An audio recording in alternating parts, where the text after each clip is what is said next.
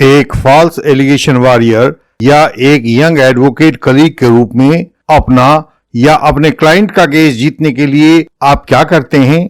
आप में से 90% व्यूअर्स का कहना होगा कि अपने सब एविडेंस को इकट्ठा करते हैं। वे सब व्यूअर्स सही भी होंगे, लेकिन आप में से हर विद्वान व्यूअर यह जानते होंगे कि आपके द्वारा अपने पक्ष में इकट्ठा किए गए हर एविडेंस की दिशा एक जैसी नहीं होती और ना ही उसकी दशा एक जैसी होती है, ना ही वो समान शक्ति वाले होते हैं।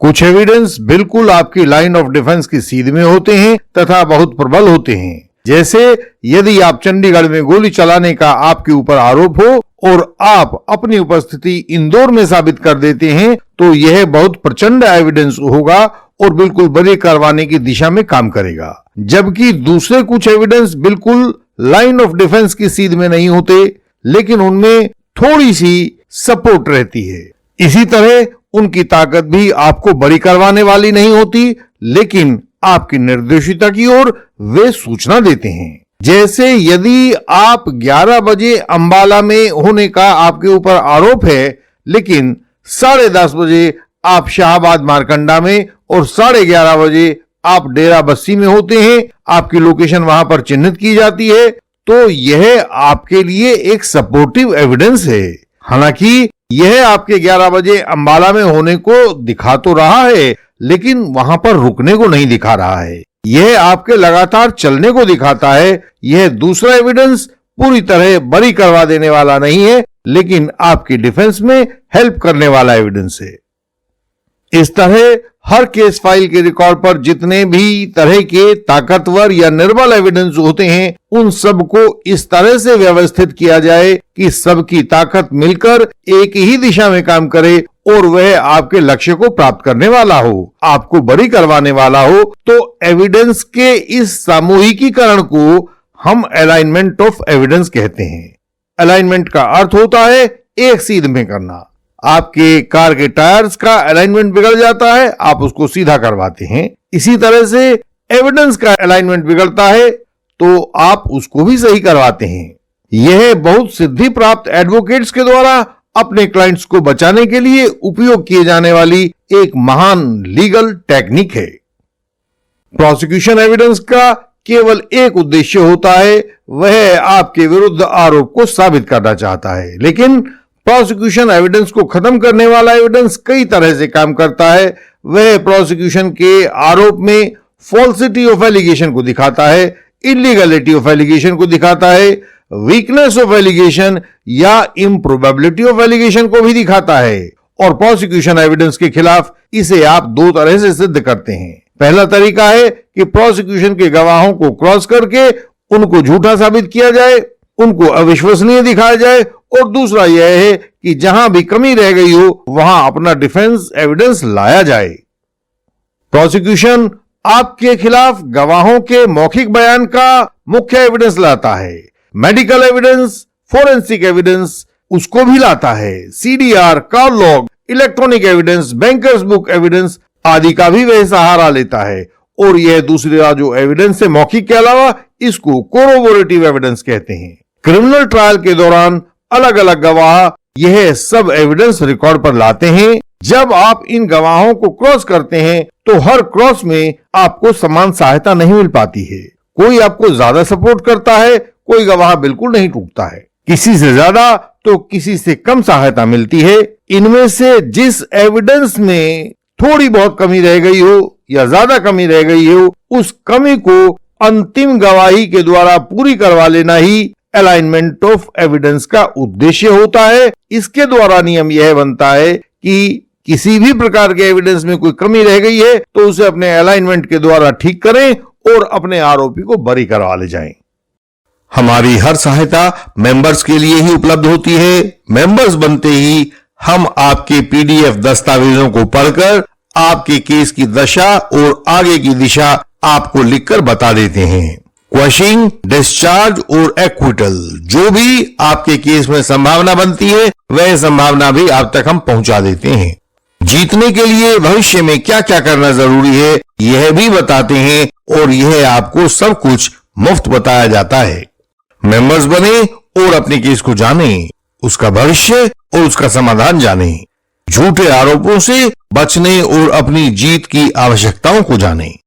हमारे एक केस में महिला ने पुरुष के ऊपर आरोप लगा दिया कि वह पुरुष फोटोज व वीडियोज के द्वारा मुझे ब्लैकमेल करके पिछले 4 साल से मेरे साथ शारीरिक संबंध बना रहा है और अब शादी से मना कर रहा है। सबसे विचित्र बात यह थी कि मेडिकल में महिला की आंतरिक जांच में हाइमेन की स्थिति पर डॉक्टर ने कुछ भी नहीं लिखा था। आपने ऐसे केसेस नहीं देखे होंगे जहां डॉक्टर रेप केसेस में महिला के हाइमेन की स्थिति पर अपना कोई मत ना दे, लेकिन इस केस में ऐसा हुआ और ये देखिए हम आपको दिखा रहे हैं।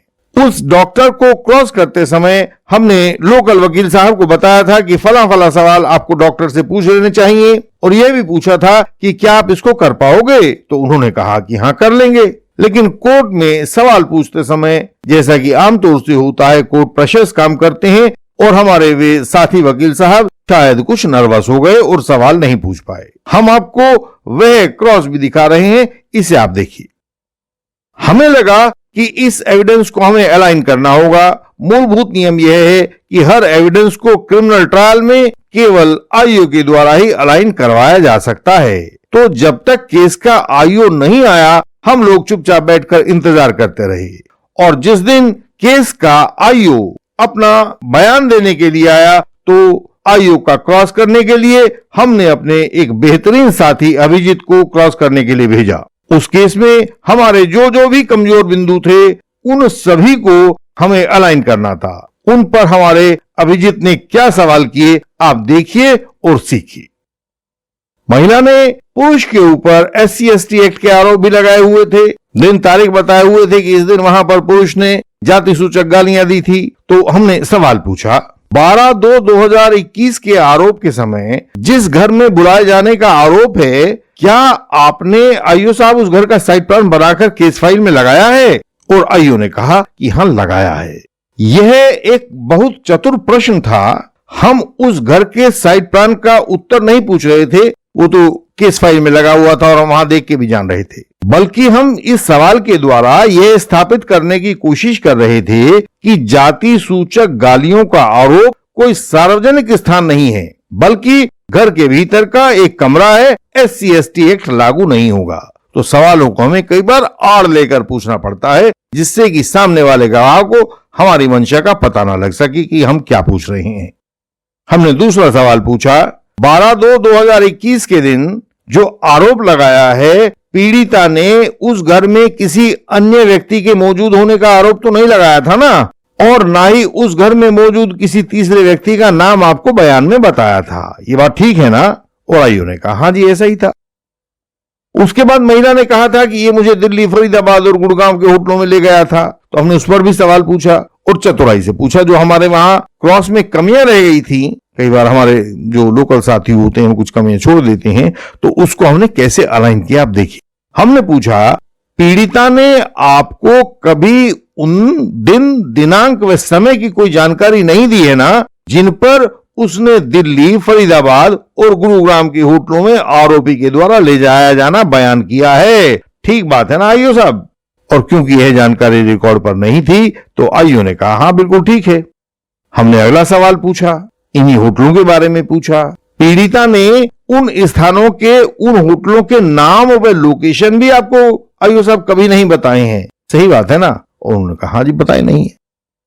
अगला सवाल था, पीड़िता ने इन होटलों के साइट प्लान भी आपको दिखाकर नहीं बनवाए हैं कि इन होटलों में लाया गया था, ये बात ठीक है ना? उन्होंने कहा हाँ जी ठीक बात है। हमने अंतिम सवाल पूछा इस विषय पर, पीड़िता ने कोई अन्य कपड़ा, बॉडी फ्लूइड, मेडिकल एविडेंस जैसा कोई दस्तावेजी सबूत भी आपको नहीं दिया है कि उसके साथ शारीरिक संबंध बनाए गए थे, ये बात ठीक है ना? और उसने कहा हाँ जी, वहां से, उन होटलों से हमें कोई ऐसा दस्तावेजी सबूत नहीं मिला है। और आप देखेंगे कि हमारी जो भी कमी रह गई थी 12/2/2021 के दिन वाले आरोप में या उसके बाद वाले आरोपों में, वह सारी कमी हमारे आईओ ने पूरी कर दी, क्योंकि हमने अपने केस को उसके द्वारा अलाइन करवा लिया था, पूरे एविडेंस को अलाइन करवा लिया था।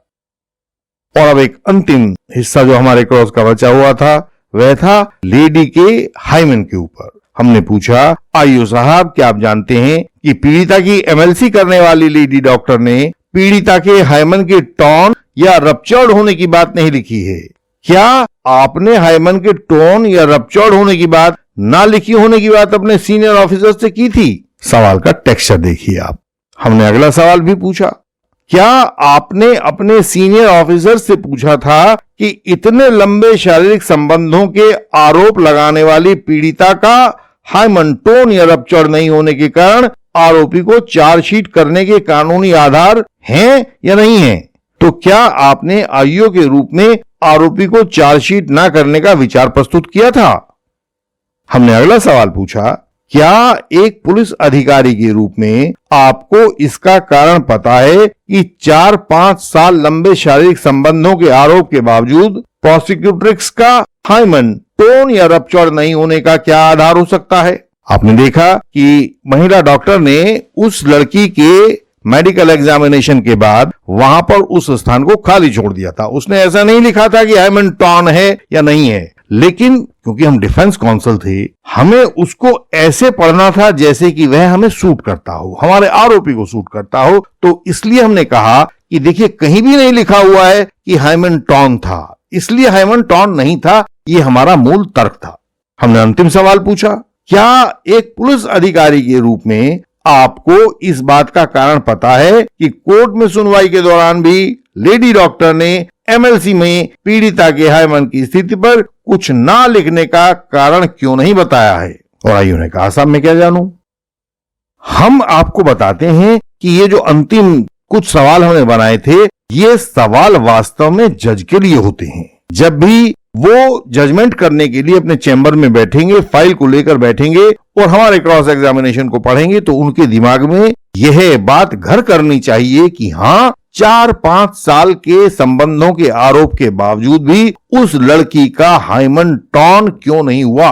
यह वैज्ञानिक रूप से एक असंभव स्थिति है, लेकिन उसके बावजूद भी यदि ऐसी स्थिति रिकॉर्ड के ऊपर है और अकाट्य है, तो उसको बात को जज के दिमाग में आना चाहिए। वह अपनी फाइल को ज्यादा गौर से पढ़ेंगे, तब ये ऊपर के जो सवाल हमने अभी पूछे हैं वे हमारे आर्गुमेंट्स का काम करेंगे।